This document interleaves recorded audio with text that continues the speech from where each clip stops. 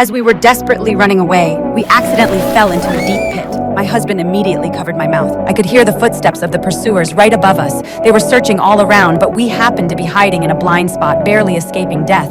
However, he covered my mouth for too long, and my vision went black as I lost consciousness. After the pursuers left, my husband let out a sigh of relief. Although we were temporarily safe, the 5-meter deep pit was almost a dead end. The walls around us were smooth without a single foothold. He searched the surroundings and found only one wooden stick. He immediately woke me up and asked me to help think of a solution. I took off my pants. He wet the fabric with water to make it stronger, then tied the sticks together with his belt, making a makeshift rope. He swung the wooden sticks upward with all his strength, letting them wedge between the pit walls. I watched nervously as he climbed up little by little. Just as he was about to reach the top, his foot slipped and he fell heavily back down. I hurried over, saw him clutching his knee in pain. Before I could say anything, a flash of lightning tore across the sky, and then came a torrential downpour.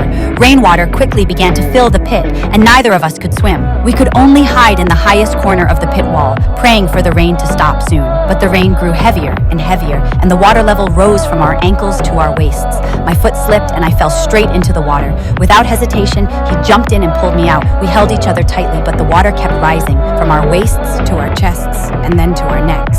He grabbed a vine on the pit wall with one hand and held me tightly with the other. I could feel his body trembling, but he said nothing, only told me not to be afraid. The vine began to loosen, and he suddenly lifted his head and started hitting the wall, trying to push me upward. We were less than a meter from the top of the pit. The rain finally weakened, and the water stopped rising. I knew that if he could just hold on a little longer, we would survive. He pushed me upward with both hands. I stepped on his shoulders and finally climbed out of the pit. I turned back, grabbed a wooden stick, and reached down to pull him up, but all I heard was the bubbling sound from the water below. I shouted his name loudly, but there was no response. Tears blurred my vision, and that trail of bubbles slowly disappeared beneath the surface.